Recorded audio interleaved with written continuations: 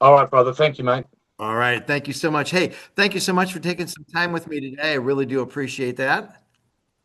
Awesome. Thank you. Yeah, for sure. So, you have a brand new band out called The Fell, and tell me a little bit about how this band came together. How did you meet up with Billy Sheehan and ended up recording your first LP here? Yeah, thanks, mate. So I was friends with Mike Crumpus, the guitarist, and he's also like the producer for the band as well. In 2017, believe it or not, so that's about 9 years ago, and we Hmm. started working on some music, and he kind of hit up Billy on the side and said, would you like to come and do some session work? And then Billy kind of fell in love with the songs. And so we were kind of like writing music. We've been writing music for a long time, but with the powers that be and COVID and things like that, the band kind of just didn't really develop into a flourishing kind of unit. But I couldn't escape that over the years. I just always come back to the music that we started. And I think it was about a year and a half ago or a year ago, I just said, listen, I got to get this music out. So I kind of corralled all the boys together. Billy was just about was finishing up like some work with the Winery Dogs, and Mr. Big were wrapping up their world tours. So we were. It was a good time for him to commit to something, new and something that he'd worked on before. So luckily, all three of us were kind of in the right frame of mind to take it on and really dig in. And so we already had the bed. We had the beds or the structure of a bunch of songs, but now we've flushed out 15. So we've got 15 Hmm. songs and we've only released five. So Right. yeah, so we're pretty excited. Like some new ones we just finished working on, me and Mike, about a couple of days ago. We got some demos. We're very very close to finished music. Very excited about the direction we're going in and ready to hit the road. Awesome. Yeah, very good. Um, how would you describe the Fell's musical identity and kind of what sets it apart from other hard rock acts that are out there today? Yeah, I feel like that I'm not sure if my connection is my connection working. I said I've Yeah. got a okay, beautiful, no worries. Yeah. Yeah, so with us, I think that I guess we do fall in the hard rock category because there it's very heavy riff based, and Hmm. Mike's the boys tune their instruments down to low C and some of the riffs and things like that. But we tend to like to have those melodic hooks. As Billy has said in many interviews, and the way that he describes it to his peers, is that we have constantly have hooks and memorable moments. So I think I came from like a very I grew up as a teenager in the '90s, where I was looking up to bands like U2, but also loving bands like Soundgarden and Alice in Chains and things like that. So my sensibility is to have that kind of edgy grunge kind of rock, but with like a big universal rock anthemic kind of sound. So I don't know if we're different from other bands, but I feel like we hit something a little unique for us, with particularly with our influences. Billy coming from such a progressive rock history, Mhm. and being well, he's been touring for like over 40, 50 years.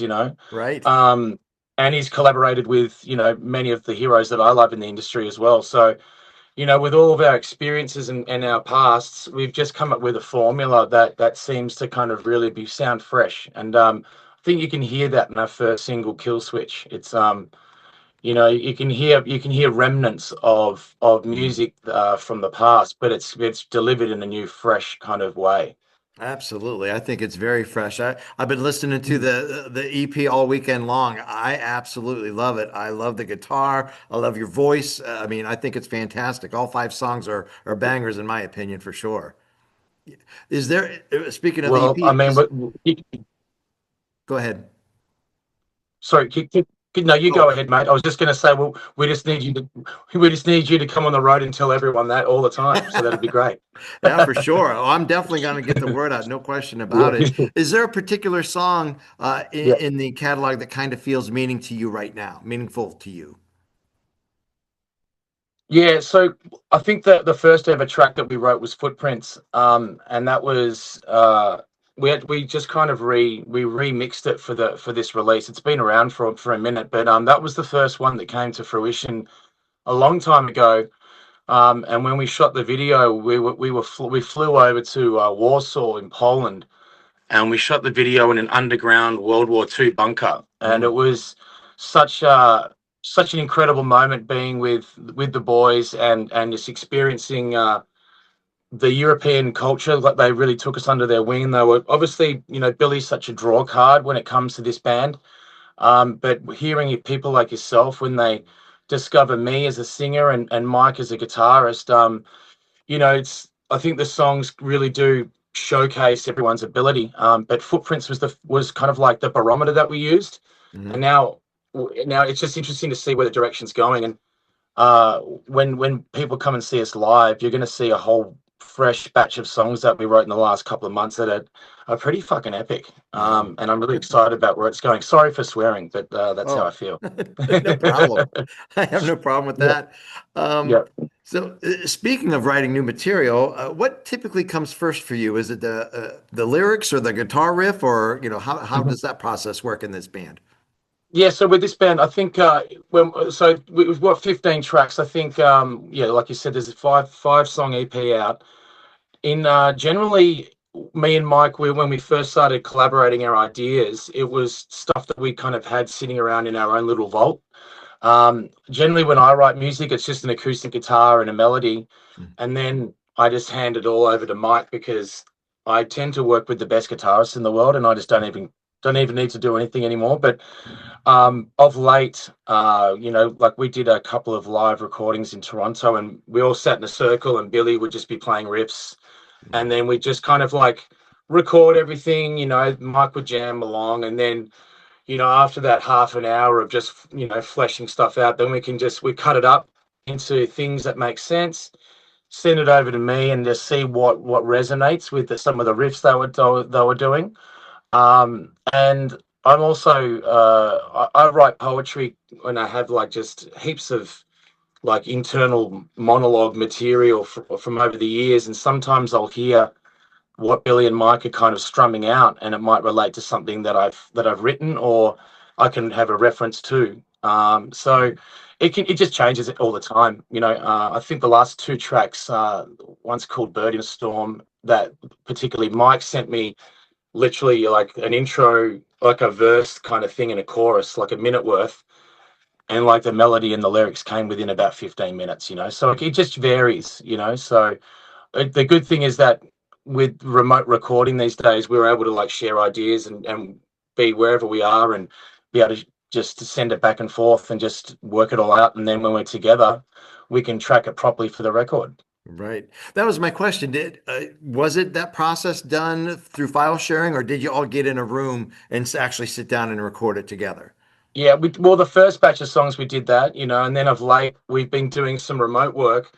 But we've been together 3 times in the last 6 months in the studio. So we just literally just put our heads down and try and get as much out in that time, because I'm a firm believer about the magic happens when you're all in the room together. Mm, But as a vocalist though, like, I'll track something, and it's just interesting when you first record a song that you haven't road tested on the road yet.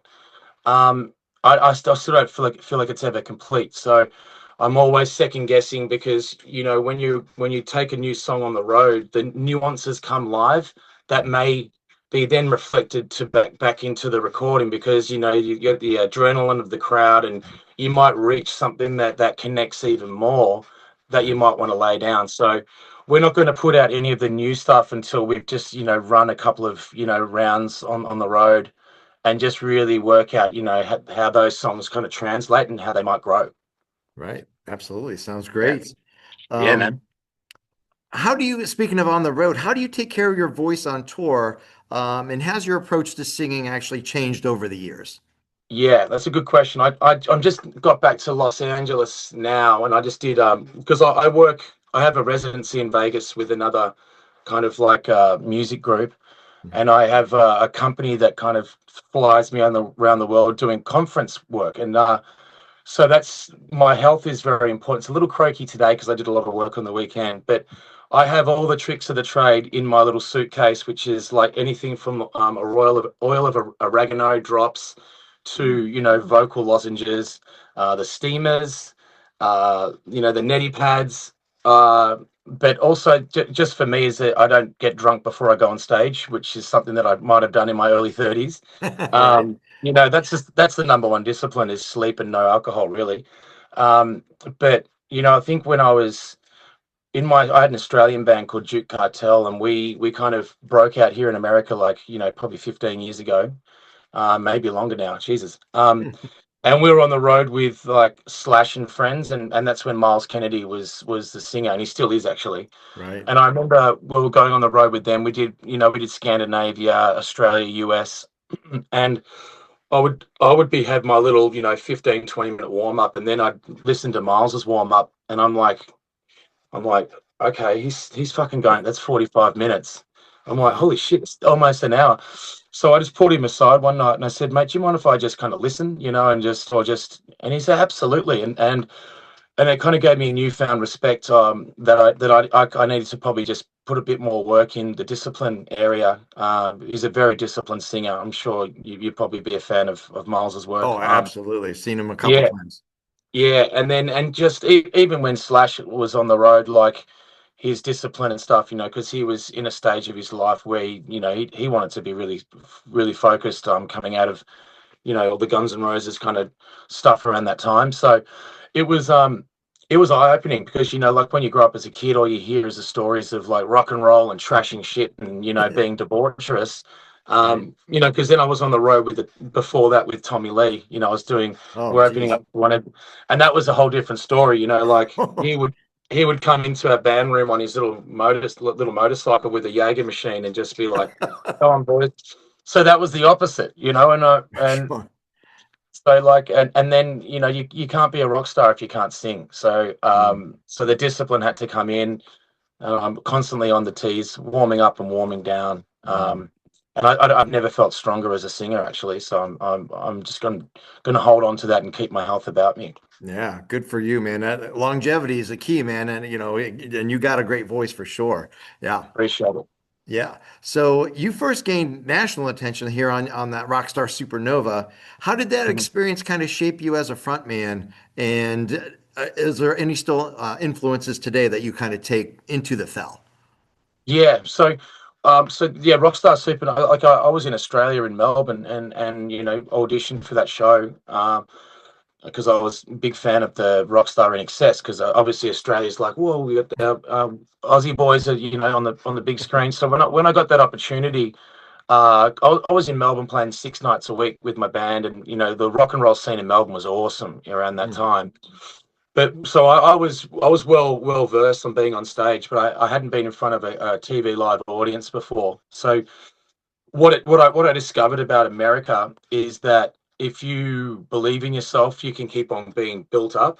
Whereas in Australia, they kind of tell you to, oh, no, you can't do that. Sit back down. You're not better than us.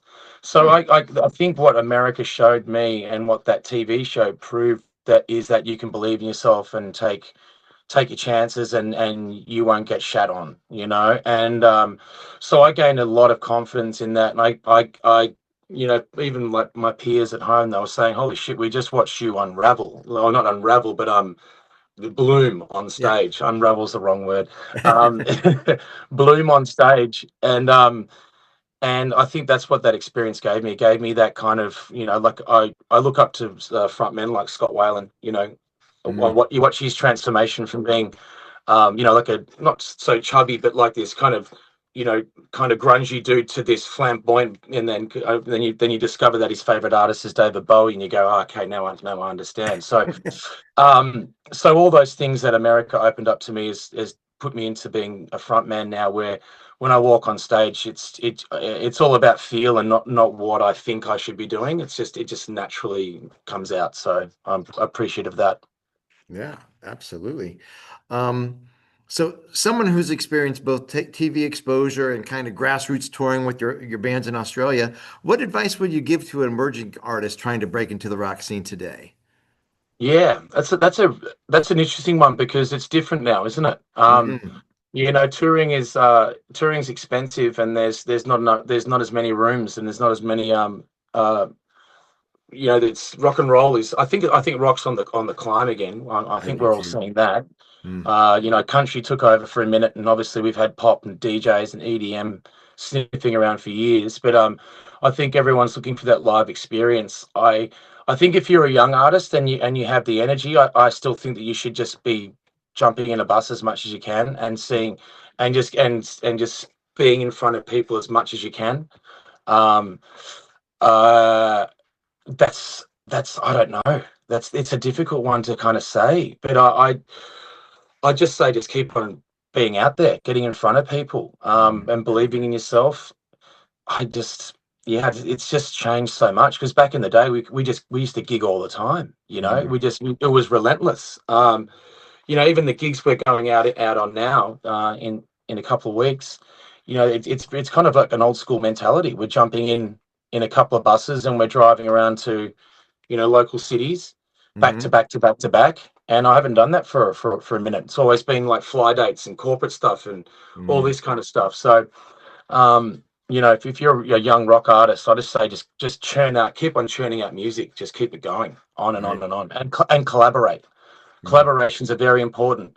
Like I feel like back in the day, it was like you're in one thing and you don't work with anyone else. But I think you can draw from inspiration from each other. We should be helping each other and collaborating as much as we can. right. Absolutely. Yeah, Yeah, old school, man. Getting on that bus and getting out there and getting in front of people. yeah. That's probably the best way to do it for sure. It is, but we're not all 25 anymore. So, if you are, fucking go for it. That would be Right. awesome. For So, yeah. sure. Speaking of, being new school now, rock music kind of continues to evolve with streaming and social media being a, very important role. How has the modern music landscape impacted the way the Fell releases music, with Yeah. that social media and that? Yeah, it is. It's interesting because we try and rely on the fan base that we have individually.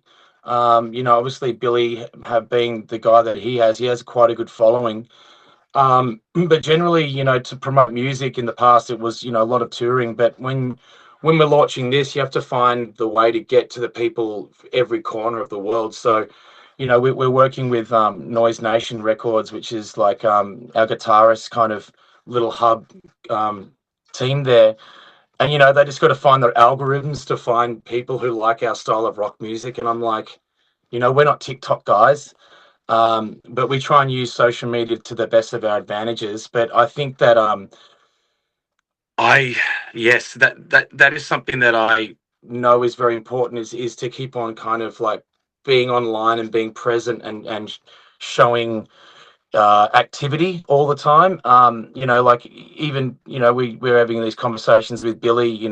The more he gets on, the more traction comes in. The more that like I do a video and describe something, the more people start listening to the music, and you can see the analytics. And I'm like, Right. it's so different. Right.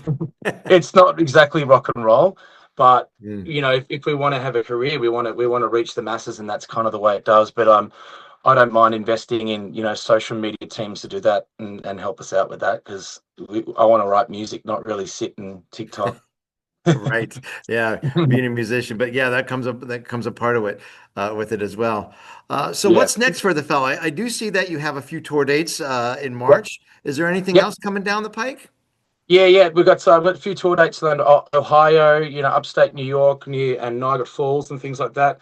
We have some Canada dates that'll be announced because we have two Canadians in the band. Nick Chiore and Mike Crumpus. We got offered two festivals in the UK in at the end of the year. So we're playing in Wales, which is my mother's home country, and Scotland for Planet Rock Radio, which is going to be a big one for us to get over there to Europe. We have West Coast in the works as well. So our agency is just, I think we're trying to get this much run through to test the waters, and then we're going to move to the next kind of places like that as well. And scheduling's important as well, because we're all grown men with things to do, so we have to make sure we're doing the right things at the right time. Right, for sure. Yeah, I just saw. I Yeah, think you're going. I'm Cleveland based, so I think you're going to be yeah, playing in Cleveland there at the we are. Winchester. Do you have any memories of playing in Cleveland throughout your career? I have, mate. We I've run through Cleveland twice. I can't remember the places that we're at. You know, one was a stadium, and then one was like a club. I dare I say it was something like the Winchester. I don't know when it was though. I mean, it was like I'm talking Yeah, I think you're 15 playing years the ago. Winchester coming up. Yeah.